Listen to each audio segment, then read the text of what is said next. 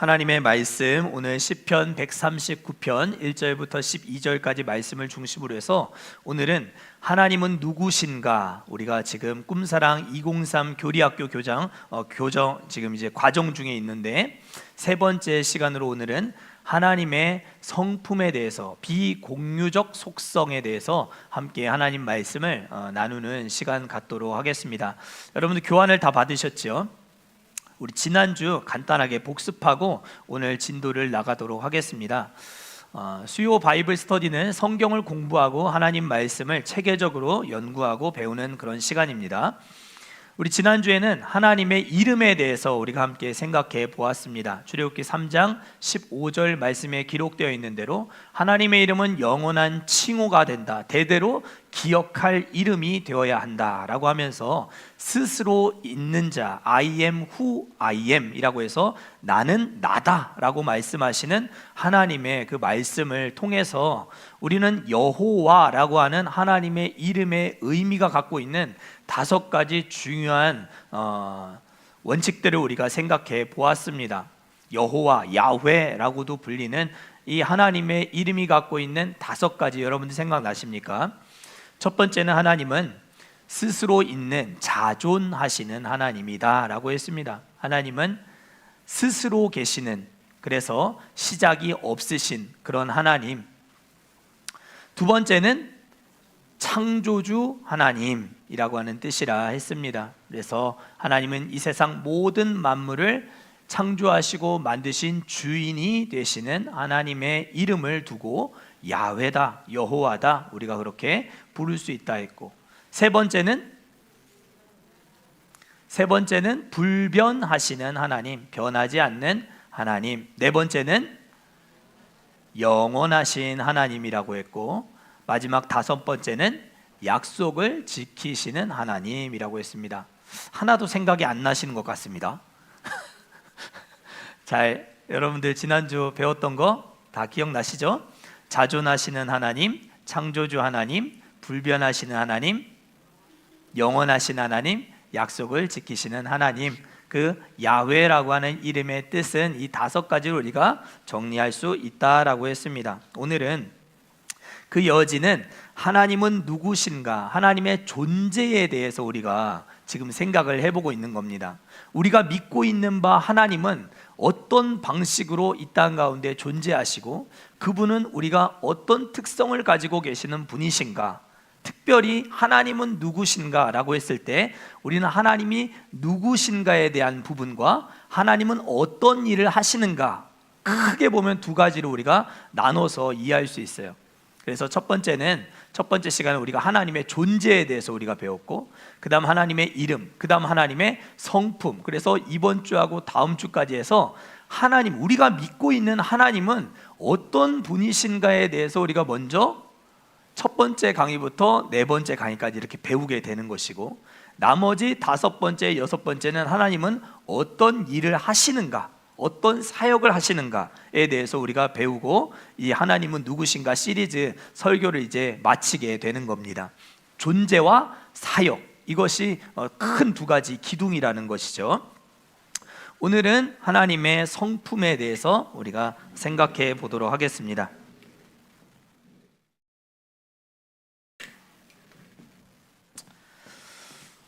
자, 신학자들은 하나님의 성품을 여러 가지 방식으로 구분을 했습니다. 하나님은 어떤 분이신가 라고 했을 때 하나님은 이런 분이시다, 저런 분이시다 얘기를 많이 할 수 있잖아요. 성품, 이것은 다른 말로 하면 속성이라고 할 수 있습니다. 하나님의 성품, 하나님의 속성, 하나님 내부적으로 어떻게 이루어져 있는가 하는 것을 우리가 생각해 보는 것이죠. 그러니까 이건 기본적으로 어려울 수밖에 없는 내용이에요. 그렇죠? 하나님 우리 눈에 보이지 않고 특별 계시로 주신 성경 안에 기록되어 있는 하나님의 특징들을 생각해 보는 것은 쉬운 일이 아니겠죠, 당연히. 그러나 이런 것들을 우리가 한 번쯤은 제대로 배워볼 필요가 있다라는 거예요. 그렇죠? 그래서 많은 신학자들은 자연적 속성이 있고 하나님께는 도덕적 속성. 여러분들 1번입니다. 1번 지금 문제 1번.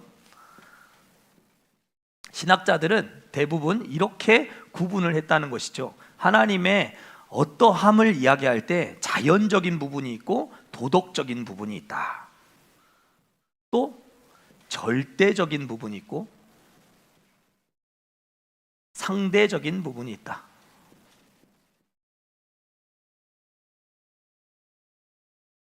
자, 절대적인 부분이 있고 상대적인 부분으로 또 나눠 볼 수 있다. 그리고 많은 학자들, 대부분의 학자들은, 특별히 우리가 좋아하는 개혁주의 신학자들은 이 하나님의 속성과 성품을 이렇게 구분을 하기를 좋아했습니다. 비공유적 속성과 공유적 속성. 그러니까 하나님 안에 자연적으로 있는 속성과 더불어서 인간과 관련하여 도덕적으로 어떤 성품을 가지고 계신다. 이렇게 하나님의 안에 있는 것들을 구분할 수 있다. 또 혹은 절대적인 하나님의 성품이 있고 또 절대적이지 않은 상대적인 어떤 성품이 있을 수 있다. 하나님 안에는 그런 것들이 있을 수 있다.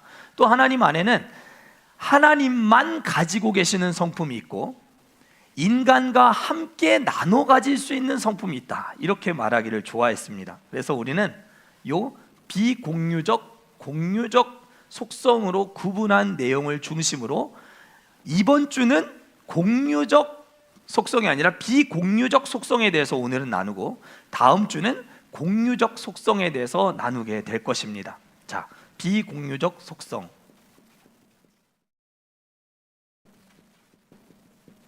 자, 하나님 안에 있는 속성 중에 나눌 수 없는 속성이 있다는 거예요. 비공유. 공유는 여러분들 다 아시잖아요. 그렇죠? 공유는 나눠 갖는다라는 거잖아요. 근데 하나님은 나눌 수 없는 하나님만 본질적으로 가지고 계시는 속성, 절대로 나눌 수 없는, 이건 하나님만 가지고 있는 속성이 있다라는 거예요.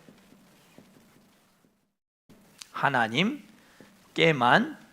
속한 성품 또는 속성, 그렇게 말할 수 있겠죠. 비공유적 속성은, 자, 공유적 속성은 좀 전에도 설명드렸지만 하나님과 인간이 함께 가지고 있는 성품 또는 속성이 되겠죠. 이렇게 하면은 좀 이해가 좀 쉬우시죠? 하나님 안에 있는 것들 중에 하나님께만 있는 게 있고 인간과 함께 나누어서 유비로 이제 설명할 수 있는 그런 속성들이 있다. 자, 그러면 가령 예를 들어서 성경이 하나님은 땡땡이다 라고 하는 부분들이 있어요. 여러분들 생각나는 많은 구절들이 있으시죠? 자, 여기서 말하는 하나님의 비공유적인 속성과 또 공유적인 속성을 생각해 보았을 때, 우리 예담이가 너무 집중하고 잘 보고 있는데 무슨 말인지 알아듣고 있는지 모르겠지만, 자, 하나님은 사랑이시다. 하나님은 사랑이죠, 요엘아, 맞죠? 하나님은 사랑이다라고 했을 때 그러면 비공유적 속성에 속할까요? 공유적 속성에 속할까요? 그렇죠. 여러분들이 이렇게 생각하시면 되는 거예요. 그러니까 우리가 사랑의 하나님에 대해서는 다음 주에 우리가 생각해 보겠다는 거예요. 자, 하나님이 인간과 함께 가질 수 있는 속성은 사랑. 또 어떤 것들이 있을 수 있을까요? 하나님은 이런 분이시다. 자비. 그렇죠? 공유적 속성에 해당됩니다. 사람과 나누어 가질 수 있는 하나님의 속성. 또 어떤 것들이 있을 수 있을까요? 네. 질투 맞습니다. 질투하시는 하나님, 이렇게 말하고 있죠. 하나님은 인간과 이런 성품을 공유하실 수 있는 것이죠. 대부분은 다 공유적 속성에 속합니다. 지혜, 거룩도 그래요.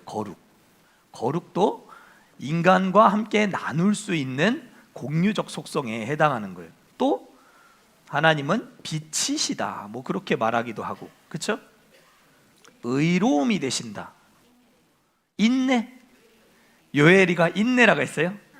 참으시는, 맞죠? 길이길이 참고 인내하시는, 요엘이가 아주 잘 얘기를 했어요. 맞죠? 인내. 또 아시는 거 다 얘기해 보세요. 공의, 맞아요. 공의 너무 중요한 부분. 이따가도 살펴볼 텐데, 하나님은 공의로우시고 정의로우신 분이시다. 이게 다 공유적 속성에 해당하는 거죠. 자, 그러면 하나님께만 있는 비공유적 속성, 우리가 이걸 오늘 5가지로 생각을 해보고 말씀을 맺게 될 텐데요. 자, 비공유적 속성에 해당하는 부분, 하나님께만 있는 부분, 여러분들이 한번 추리해 보신다면, 뭐 물론 여러분들 교환해 보면 우리가 추측할 만한 여러 가지 요소들이 있지만, 보지 않고 여러분들 한번 하나님은 하나님께만 이런 속성을 가지고 계실 것 같다라고 하는 부분 있으십니까? 스스로 계신 분, 맞죠? 창조주, 맞죠? 영원, 구원, 그렇죠. 구원하시는, 맞죠? 네? 전능한 하나님. 전능한 하나님은 능력의 하나님이니까 그건 이제 공유적 속성에 해당하는 거야.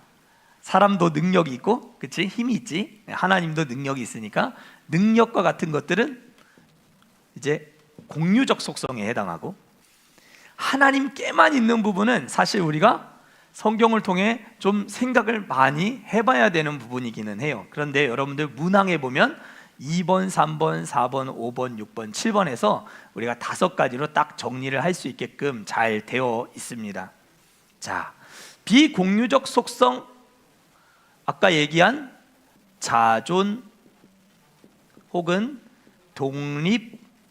독립성, 또 영원성, 또 다른 말로 무한성이라고 할 수도 있고요. 또 불변성, 그리고 마지막 7번 보면 무슨 성이라 돼 있어요? 단일성. 이런 것들을 우리가 조금 알아둘 필요가 있겠다. 한 번은 우리가 이런 내용을 배울 필요는 있겠다. 하나님은 이런 자신만의 독특한 특징을 갖고 계시는 분을 우리가 믿고 있다. 그런 것들을 정리할 필요가 있다는 거죠. 첫 번째는 독립성 또는 자존성이라는 것입니다. 하나님은 스스로 계신다라는 거예요.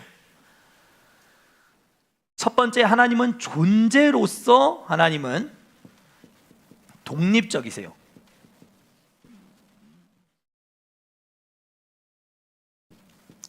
존재로서 독립적인 특성을 갖고 계세요. 하나님은 창조되신 분일까요?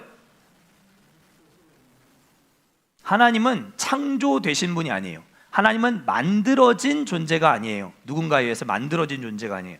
하나님께는 시작이 있어요, 없어요? 시작이 없어요. 그래서 하나님은 시작도 없고 창조되지도 않았다. 이 말은 곧 의존되지 않는다. 누구에게 기댄 바 되지 않는다라고 하는 걸 말하는 거예요. 하나님은 독립적인 존재로서 충분한 권한과 능력을 가지고 계시는 분이시다. 스스로 서 계시는 분이시다. 그거를 우리가 믿음으로 받아들인다는 거죠. 여러분들이 믿고 계신 하나님은 영원 전부터 영원 후까지 스스로 계시는 분이시다. 우리가 그걸 믿어야 된다는 거예요.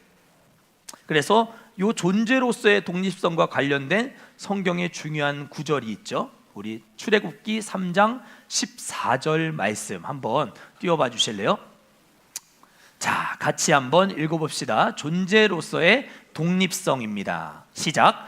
하나님이 모세에게 이르시되 나는 스스로 있는 자이니라. 또 이르시되 너는 이스라엘 자손에게 이같이 이르기를 스스로 있는 자가 나를 너희에게 보내셨다 하라. 아멘. 하나님은 자신을 두고 독립적인 존재다. 스스로 있는 자존하는 존재다. 그렇게 말하고 있습니다. 두 번째,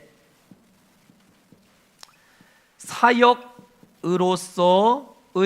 독립성이 중요합니다. 하나님은 일을 하시는 부분에 있어서 사역으로서의 독립성을 갖고 계세요.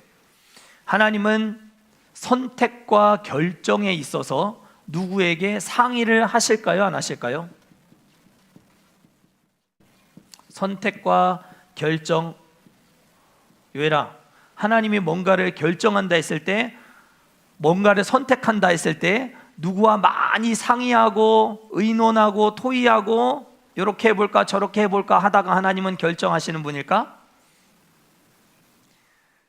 하나님은 그렇게 하지 않으시는 분이라는 거예요. 하나님은 선택과 결정에 있어서 누구의 도움도 받지 않으시는 분이시다. 그게 사역으로서의 독립성이 갖고 있는 의미입니다.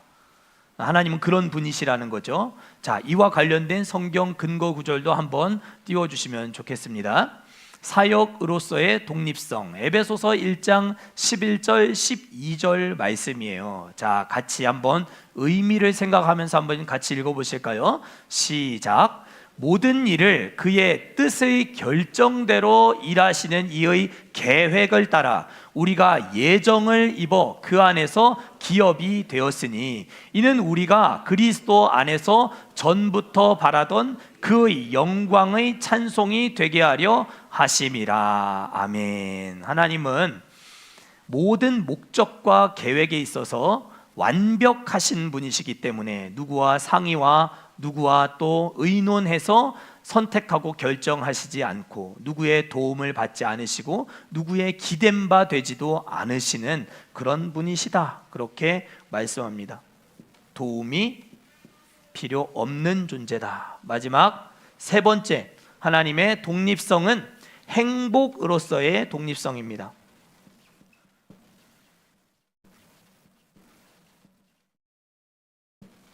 하나님은 복 그 자체가 되시는 분이세요. 그래서 하나님의 스스로의 만족, 스스로의 기쁨, 이런 것들은 하나님이 모든 것을 100% 완벽하게 다 가지고 계신 분이라는 거예요.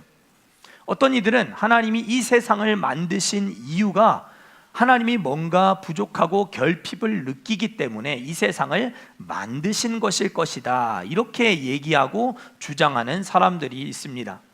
하나님의 부족함이 이 세상 만물을 통해 채워진다, 이렇게 본다는 것이죠. 그러나 그게 아니에요. 하나님은 세상 모든 만물을 창조하실 수도 있고 안 하실 수도 있었어요. 그러나 그럼에도 불구하고 하나님은 내가 가지고 있는 이 복됨, 행복을 이 세상 만물과 또 여기에 살고 있는 모든 사람들과 자기의 택한 백성들과 함께 나누기를 원하셨던 것이죠. 그래서 행복으로서의 독립성을 갖고 계시는 분이 우리 하나님이시다라는 거예요.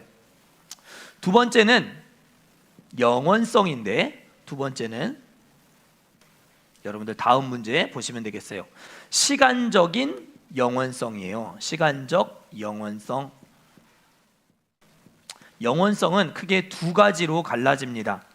시간적인 영원성과 공간적인 영원성. 그래서 태초부터 영원까지 하나님은 세상 처음부터 끝까지 하나님은 만물의 주인이 되시고 시간을 만드셔서 시간을 다스리시고 시간 위에 초월적인 존재로 계시는 분이시다라고 하는 것이 시간적 영원성이 갖고 있는 중요한 의미입니다. 그래서 시간의 길이, 즉 양도 중요하지만 시간의 질 역시도 하나님은 다 주관하시는 분이시다라고 말하고 있습니다. 시간의 한계 속에 갇혀 계시지 않는다라는 거예요.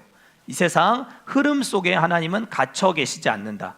그럼에도 불구하고 시간 속으로 뚫고 들어오실 수도 있고, 그걸 카이로스라고 하고, 이 세상의 흐름 시간 자체를 크로노스라고 하는 거예요. 일반적인 시간 크로노스, 하나님의 때 카이로스. 그래서 뚫고 들어오시는 시간이 있다. 얼마든지 들어오실 수 있다. 내재성과 초월성을 동시에 가지고 계시는 분이다라고 하는 것을 우리가 기억해야 합니다. 그래서 쉽게 여러분들이 이 시간적인 영원성을 이해하려면 하나님은 과거와 현재와 미래를 함께 보신다. 이 개념이 시간적인 영원성과 관련해서 가장 중요한 부분이라고 할 수 있겠습니다. 우리는 언제만 볼 수 있어요? 현재만 볼 수 있어요. 과거는 추억하고 기억하는 것이고 미래는 우리가 기대하고 바라는 것이죠. 그러나 하나님은 과거와 현재와 미래를 동시에 보신다라는 거예요. 이게 시간적인 영원성이 갖고 있는 가장 중요한 부분입니다. 그래서 하나님이 계시고 태초 아브라함, 모세, 다윗, 예수 그리스도, 2026년 최후 심판, 천국과 지옥, 하나님은 요 모든 것들을 동시에 보시는 하나님이다. 우리가 그걸 믿어야 돼요. 그러니까 하나님은 우리 인간의 어떤 사고와 우리 인간의 어떤 생활 방식과 또 존재 양식에 갇혀 계실 수 없는 너머에 계시는 초월자가 되시는 분이시다라고 하는 걸 우리가 기억하는 것이 중요하죠. 시간적인 영원성을 가지고 계시다. 과거와 현재와 미래를 천년을 하루같이, 하루가 천년같이 이렇게 보고 계시는 하나님이시다 라고 하는 거예요. 두 번째, 시간적 영원성. 자, 세 번째는 무슨 영원성이 됐죠? 자, 오늘의 핵심입니다. 오늘의 핵심 3번, 공간적 영원성. 여러분들의 문제에 한 4번, 5번 이렇게 나눠져 있을 것 같은데요. 공간적 영원성이라고 하는 것을 우리가 한자로 조금 어렵게 우리가 표현할 때 무소부재하다 그렇게 표현을 합니다. 무소부재하신 하나님. 그래서 이 공간적 영원성과 관련된 가장 중요한 질문은 하나님은 어디에 계시는가? 이 질문이에요. 쉽게 말하면 하나님은 어디에 계시느냐라는 것이죠.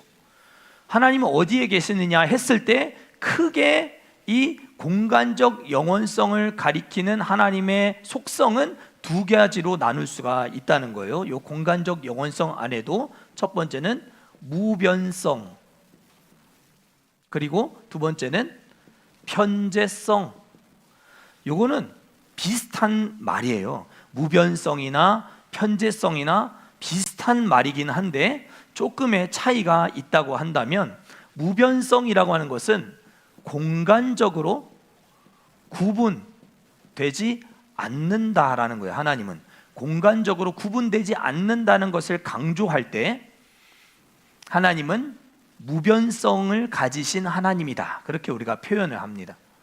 그리고 하나님이 모든 곳에 다 계신다라고 했을 때 그것을 두고 편재성이라고 하는 거예요.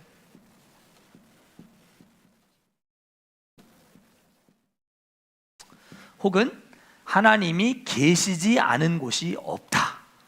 하나님은 우리 꿈과 사나이 교회 안에 계십니까? 진짜 계십니까? 맞아요. 하나님은 이 공간 안에 계세요. 우리 통영 안에 계십니까? 맞아요. 온 우주 안에 하나님은 계셔요. 그러나 이것은 제가 하나님의 존재를 잘못 이해하는 견해에 있어서 범죄 신론이라고 하는 걸 제가 말씀드린 적이 있죠. 범죄 신론은 하나님이 이 세상 만물 안에 있다라고 하는 말이라 했잖아요. 그렇죠? 여기서 말하는 것은, 범죄 신론은 세상이 변화되고 자라는 것처럼 하나님도 변화되고 자란다라고 하는 의미에서 범죄 신론을 말하고 있는 것이고, 여기서 편재성을 말하는 하나님의 어디 계시는가, 하나님의 존재 양식과 관련해서 모든 곳에 다 계신다라고 했을 때는 범죄 신론에서 말하는 신적인 이런 견해하고는 전혀 다른 개념이다라고 하는 것을 알 필요가 있어요. 하나님은 공간적으로 구분이 안 되시는 분, 그리고 하나님은 편재성 가지고 계시는 분이다라고 하는 것 기억해야 합니다. 그래서 우리가 처음으로 기억해야 할 것은, 공간적 영원성과 관련해서 기억해야 하는 것은, 첫 번째, 공간이 있기 전에 존재하셨다. 하나님이 공간이라는 것 자체가 존재하기 전에, 세상 만물이 존재하기 전에 하나님이 계셨다. 하나님 그만큼 광대하시고 크시고 위대하시고 어마어마한 분이다 라고 하는 것을 여러분들이 기억하는 것만으로도 큰 배움이 되는 거예요. 하나님은 우리의 더듬어 알 수 있는 그런 존재가 되지 않으신다. 공간이 만들어지기 이전부터 하나님은 존재하셨다. 두 번째, 하나님은 모든 공간 속에 계신다. 편재성을 말하는 거죠. 모든 공간 안에 존재하신다. 그래서 하나님은 어디에나 계신다라고 여러분들 말할 수 있어요, 없어요? 오늘 성경 우리가 시편 139편을 읽었는데 139편 1절부터 12절까지의 내용은 이 하나님의 편재성, 하나님이 어디에 계시는가, 내가 새벽 날개를 치며 저 바다 끝에 거할지라도 거기 계시는 하나님, 그것을 말하고 있죠. 내 앞과 뒤를 둘러싸고 계시는 하나님, 하나님이 어디에서든지 나를 만나 주실 수 있는 하나님이다. 그래서 우리가 집에서 예배 드릴 수 있어요, 없어요? 집에서 예배 드리면 여러분들 예배 잘 드리셔요? 영상 보면서 여러분들 예배 잘 드리시나요? 코로나 때 어떠셨어요? 각 잡고 여러분들 예배 잘 드리셨어요? 집에서? 그러신 분들도 계시겠지만 제 생각에 대부분의 성도들은 TV 누워서 아마도 예배를 드리지는 않았을까. 영상을 봐가면서 그냥 요것도 하고 저것도 하고 카톡도 하고 요것저것 메일도 체크하고 신문도 봐가면서 아마 그렇게 좀 심한 경우는 치킨도 시켜 먹으면서 아마 예배를 드리지 않았을까, 그런 생각이 들어요. 하나님은 어디서나 예배를 받으실 수 있지만 그럼에도 불구하고 하나님이 교회를 만들어 놓으신 이유는 신앙생활 혼자 하는 것이 아니고 하나님의 이름을 두시겠다 하신 장소가 있기 때문에 우리는 모여서 예배 드리는 것에 중요함이 필요하다. 그러나 혼자서 예배 드려야 된다고 한다면, 교회가 없는 지역이라고 한다면 혼자서 얼마든지 예배 드릴 수 있어요, 없어요? 잘 드려야 된다는 것이죠.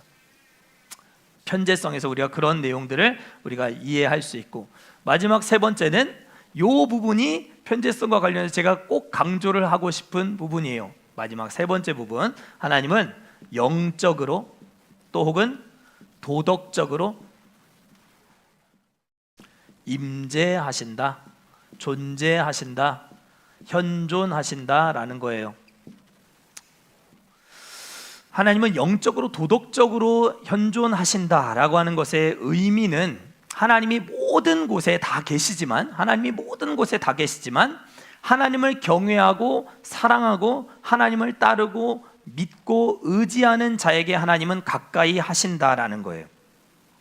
하나님 불신자의 삶 가운데 함께 계실 수 있고 존재하셔요. 그러나 하나님을 사랑하는 자들에게 하나님 가까이 하시고 더 깊이 교제하시고 그들의 삶 가운데 역사하시고 그들의 삶을 찾아오신다라는 거예요. 하나님은 영적으로 도덕적으로 그렇게 신자의 삶에, 하나님을 경외하는 백성들의 삶에 함께 하신다. 이거를 우리가 기억하는 것이 중요해요. 하나님은 어디에나 다 계신다고 우리가 고백할 수 있어요, 없어요? 있어요. 그러나 하나님 나와 함께 하신다. 맞아요, 틀려요? 맞다는 것이죠. 하나님 불신자들의 영혼을 내버려 두시는 이유는 저들과 함께 하시지 않기 때문이에요. 영적으로 도덕적으로 저들과 함께 하시지 않는다는 거예요. 영적으로 도덕적으로 하나님이 신자의 삶에 함께 하실 수 있고 그렇지 않은 자를 하나님이 내버려 두신다. 그렇게 우리가 표현할 수 있다는 거죠. 그러니까 둘 다 맞아요. 하나님은 모든 곳에 다 계신다. 하나님 나와 함께 하신다. 하나님의 존재 양식이라는 것이죠. 그래서 이 부분과 관련해서 우리가 성령의 내주, 어떻게 이해할 것인가? 우리 성도는 성령의 전이요 성령이 거하시는 곳이다. 그렇게 성경이 말하고 있거든요.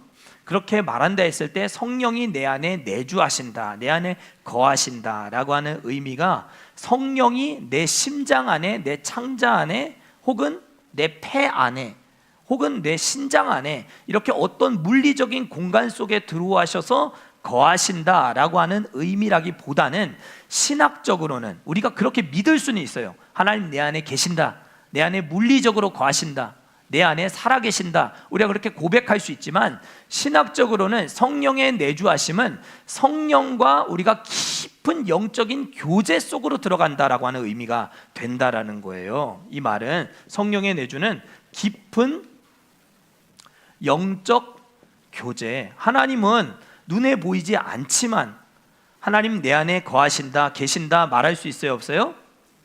말할 수 있다는 거예요. 그래서 나는 하나님과 깊은 영적인 교제를 누리며 동행하는 삶이 가능하다, 불가능하다? 가능하다라는 것이죠. 이 하나님의 은혜라는 거예요. 그래서 성령의 내주는 깊은 영적인 교제를 의미하는 것이다. 4번, 불변성. 하나님은 더 잘하지도, 더 나아지지도, 더 나빠지지도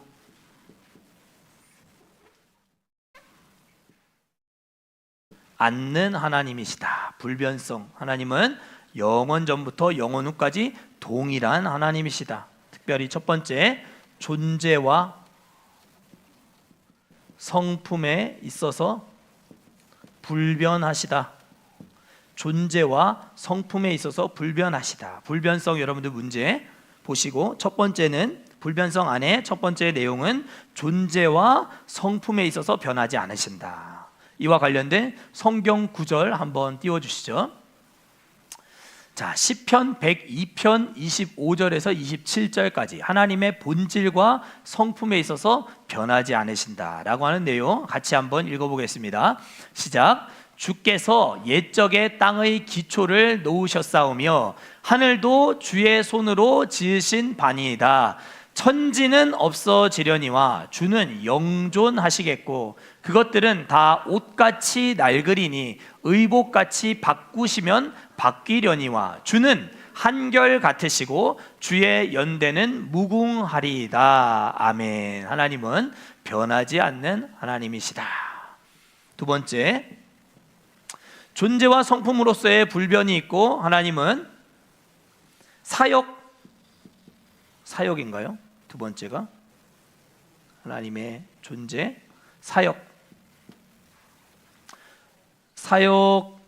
두 번째 성경 구절 한번 띄워봐 주실래요? 자, 하나님의 불변성 두 번째는 사역으로서의 독립성. 사역으로서의 독립성이 아니고 그 다음 페이지를 보여주시면 돼요. 네네. 자, 요거 말고요. 죄송합니다. 본질과 성품의 불변성 그 다음. 네, 계획과 목적으로서의 불변성이에요. 제가 갑자기 생각이 안 났습니다. 하나님의 계획과 목적에 있어서 하나님은 불변하시다. 자, 계획과 목적에 있어서 하나님은 변하지 않으신다라는 거예요. 성경 구절 보여주시죠. 자, 이사야서 14장 24절 하나님의 계획. 자, 한번 읽어보도록 하겠습니다. 시작. 만군의 여호와께서 맹세하여 이르시되 내가 생각한 것이 반드시 되며 내가 경영한 것을 반드시 이루리라. 하나님은 그의 경영한 것, 생각한 것 하나도 틀어지지 않고 그대로 반드시 다 이루신다. 그렇게 말씀합니다. 세 번째, 약속에 있어서 하나님은 약속을 지키시는 일에 있어서 불변하시다라는 거예요. 하나님의 말씀은 땅에 떨어지지 않는다. 내뱉으신 말씀은 반드시 다 이루어진다라고 하는 부분에 있어서 이 약속에 대하여 하나님의 불변하심은 우리의 모든 신앙생활의 소망과 믿음의 근거요 기쁨이 된다라는 것이죠. 그래서 하나님의 구원하심, 아까 우리 강용수 집사님이 얘기하셨는데 하나님의 구원하심 취소가 된다 안 된다? 하나님이 한번 구원하신 것은 취소가 안 된다. 우리는 그렇게 믿는 것이죠. 하나님의 약속은 취소가 되지 않는다. 자, 이와 관련된 성경 구절도 보여주시죠. 하나님의 약속에 있어서 불변하시는 하나님, 민수기 23장 19절 말씀.